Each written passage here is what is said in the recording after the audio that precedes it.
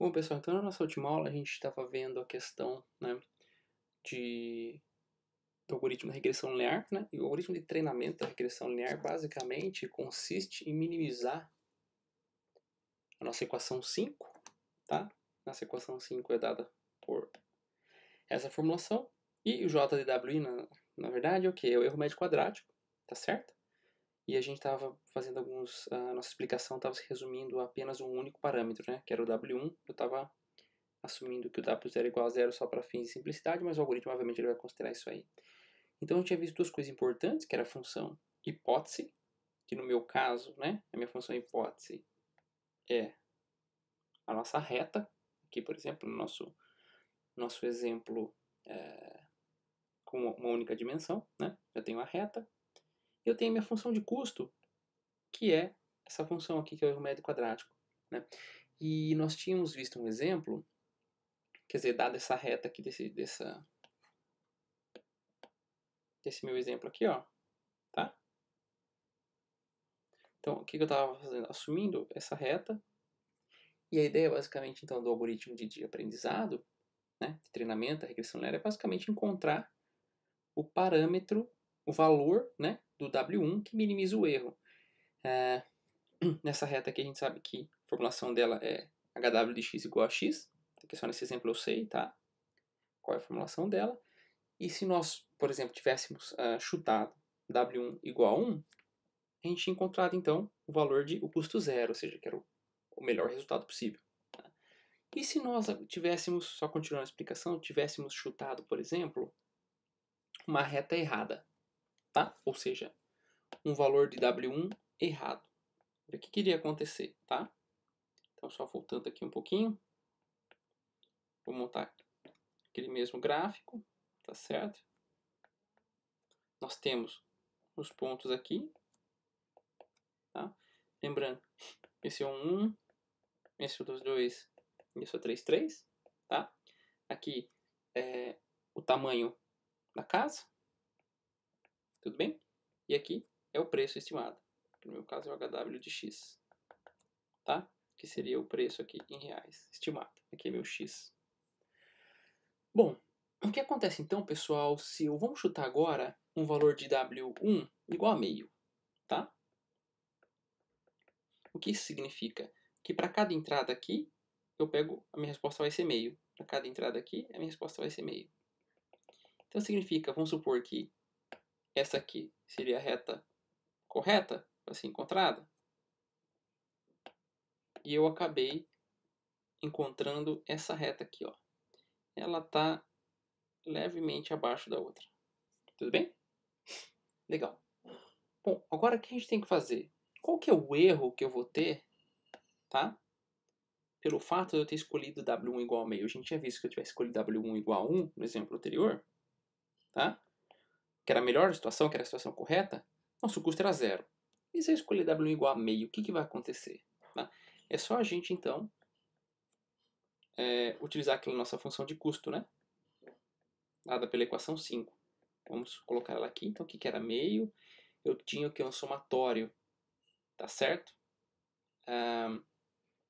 De quem? Só voltando aqui para vocês verem, ó. Da saída menos o valor real, tá? Então, no nosso caso, ele entrei com 1, ele estimou meio. Então, ficaria como, né? Meio menos 1, porque 1 é o valor correto, tá?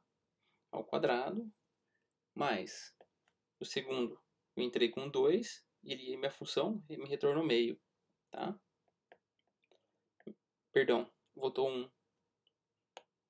Desculpa, tá?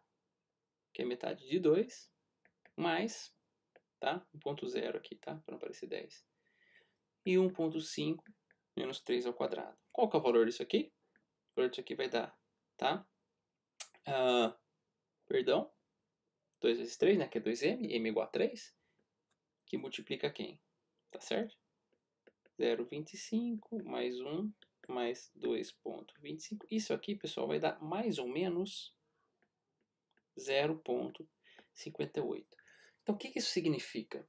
Significa o que a gente viu? Se eu tiver W1 igual a zero,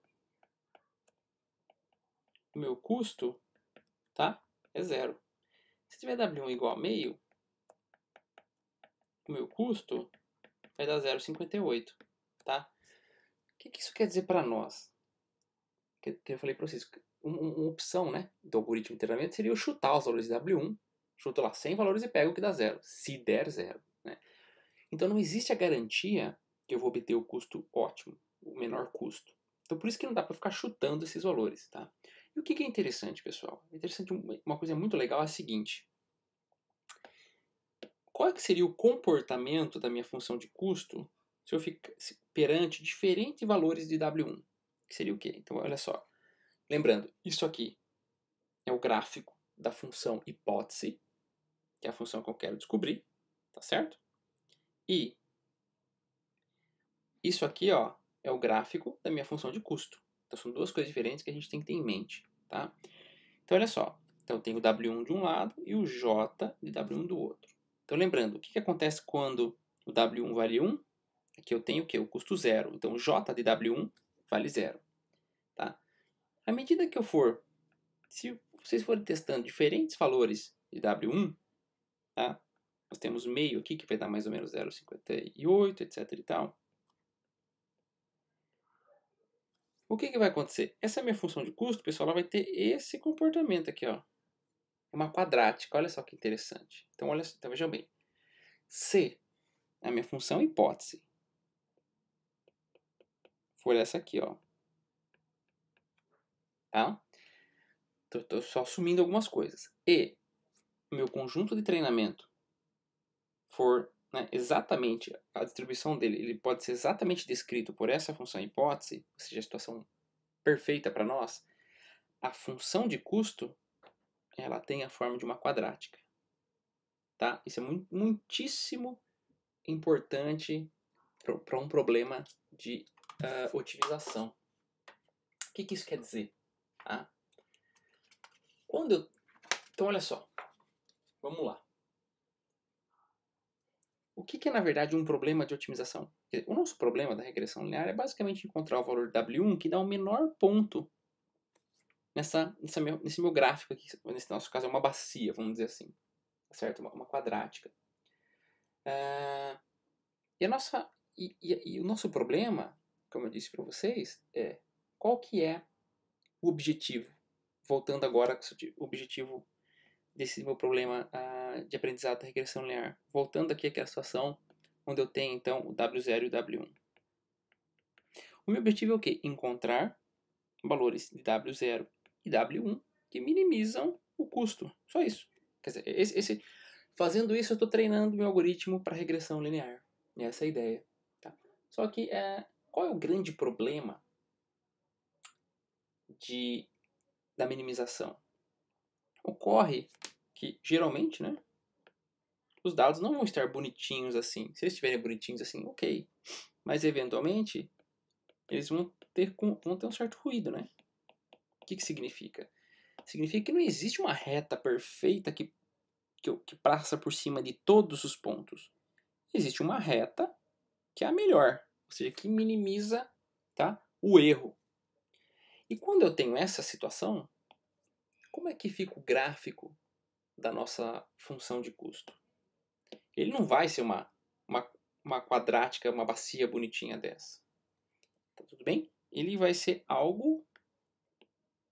Sim, só que é só uma representação, que é um exemplo, tá? Mas pode ser algo bem complicado. E o que isso quer dizer para nós? Olha só, qual é o complicado disso? Eu tenho o que a gente chama, pessoal, isso aqui, ó, é um ótimo local, tá certo? Que a gente chama em otimização. Ele é um ótimo, só que ele não é o global, ou seja, ele não é o menor de todos. Esse aqui é o ótimo global, tudo bem? Então, o grande problema de otimização, o grande problema de machine learning é o quê? Tá certo? Durante o treinamento, encontrar o conjunto de parâmetros que me leva ao ótimo global, tá? Quando eu tenho uma situação como essa, tá? Eu vou apagar aqui para ficar melhor. Então, o que acontece? Voltando só um pouquinho. Qual é a situação que a gente tem? Aquela a representação dos dados assim, ou seja, eles conseguem ser de fato representados por essa equação, né? E eu tenho esse gráfico aqui da minha função de custo. Esse gráfico, pessoal, nota, a gente pode perceber que ele tem um único ótimo, né? Esse aqui, ó. Que a gente chama de ótimo global. Eu posso ilustrar, por exemplo, o que significa? Imagine, pessoal, que eu derrame aqui, ó, uma gota de água. Então, o que vai acontecer? Essa gota ela vai caindo, caindo, dependendo da velocidade dela. Ela passa um pouquinho, depois ela volta. Ela vai cair aqui, ó. Ou seja, ela vai ficar no ótimo global, que é apenas um ótimo, né? Ao contrário aqui, pessoal, que se eu derramar uma gota de água, ela pode vir para cá, vir aqui, subir e descer, não ter força para passar para lá e ficar estagnada aqui. Ou eventualmente, dependendo da força que eu soltar, ela pode vir, ter força e conseguir descer e não conseguir subir aqui. Ela vai ficar parada nesse ótimo local aqui. Tá? Então esse é o grande problema de otimização. Então todas as técnicas de otimização elas tentam de uma forma ou outra melhorar isso, fazer com que o método seja menos susceptível a ótimos locais, né? E nesse caso, pessoal, o que é interessante, quando eu tenho uma função bonitinha, assim, vamos dizer assim, a gente chama que essa é uma função convexa. Tá? Eu tenho um problema de otimização convexo. O que é um problema de otimização convexo? Né? Um problema que tem apenas um único ótimo, que é o global. É a melhor situação que a gente pode esperar. Né?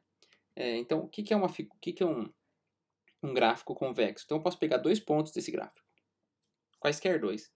E se eu traçar uma reta unindo eles, tá? Se toda a parte do gráfico ficar abaixo dessa reta, como é o nosso exemplo aqui, então esse é um problema de otimização convexo. Ao passo que nesse aqui, por exemplo, olha só, eu vou pegar quaisquer dois pontos, vamos dizer esses dois, tracei uma reta. Olha só, esse pedaço aqui, ó, ficou acima da reta. Então é claro que essa aqui não é uma função convexa. Então basicamente o que a gente espera em Machine Learning é termos isso. Quer dizer, gostaríamos de ter isso, tá? Mas nem sempre é possível, como vocês vão ver no mundo real. Tá? E é muito interessante eu ter esse gráfico, a gente vai aprender o que de fato, qual a importância, né, de eu ter um gráfico desse e qual é a função da derivada, que eu acho que a gente vê muito falar de derivada na escola ou até mesmo na faculdade, né? E a gente às vezes não entende muito o porquê ou para quê, né, que serve uma derivada, tá? Bom, existem diversas maneiras, pessoal, de encontrar valores bons, né, pro meu conjunto de parâmetros, né? Tá certo? E uma delas, que é o que a gente vai ver agora, é o gradiente descendente, tá? Que é uma das técnicas aí uma das primeiras, né, e mais famosas aí para resolver problemas de otimização. Note, pessoal, que se eu tivesse, né, um conjunto perfeito, como aquele que eu mostrei para vocês, né? Eu tenho esse gráfico aqui e os pontos são, né, bonitinhos. Eu não preciso de nenhum algoritmo de otimização complexo, tá? Para resolver. Um gradiente descendente resolve para mim. O grande problema é que nem sempre, ou muitas vezes, ou quase que a grande maioria, a gente não consegue ter uma situação bonitinha dessa, tá? Então por isso que existem variantes do gradiente descendente que a gente vai comentar aqui também. Então basicamente, qual que é o objetivo? Como é que funciona em alto nível o gradiente descendente, né? Então, vamos lá, eu tenho aqui a minha função de custo, chutando, como exemplo aqui eu tenho apenas o W1, tá? Então o que acontece? Vamos colocar aquele nosso gráfico um pouquinho mais complicado aqui, né? Então como é que funciona o gradiente descendente? A gente vai ver a formulação matemática dele, mas basicamente eu começo por um ponto inicial, tá? É um chute, né? Então eu gero um valor aleatório, por exemplo. E a ideia é o quê? Que o gradiente descendente ele tem uma visão 360 aqui, ó. Então imagina que o que vai acontecer, né? Ele vai olhando essa minha visão 360 e vai sempre na direção onde a função diminui, tá? Onde ela tem o menor valor. Por isso que a gente vai usar a derivada. Eu vou explicar isso com mais detalhes depois, tá? A derivada ela dá informações importantes para nós sobre onde que a função está diminuindo, tá? Então basicamente ele vai descendo, tá? Ele pode, em alguma situação, ficar num ótimo local, tá? Mas dependendo do meu raio de visão, o gradiente descendente consegue fazer com que a amostra desça, tá? Digo assim, a solução, esse meu ponto aqui, aquele meu pingo d'água, tá? Ele pode parar aqui, por exemplo, tá? Mas essa parte aqui em específico é um desafio para o gradiente descendente, tá? Como eu falei para vocês, por que é um desafio? Porque esse aqui é um ótimo local, tá? Meu objetivo é chegar aqui, que seria a melhor solução possível que eu possa obter. Tá legal? Na próxima aula, então, eu vou mostrar para vocês, partindo aqui desse ponto, como é que funciona a formulação matemática do gradiente descendente. Tá? Eu só gostaria que vocês tivessem em mente que a ideia basicamente é essa. A partir de um ponto inicial, eu tenho uma visão 360 e vou sempre para onde a função diminui o valor. Né? Por quê?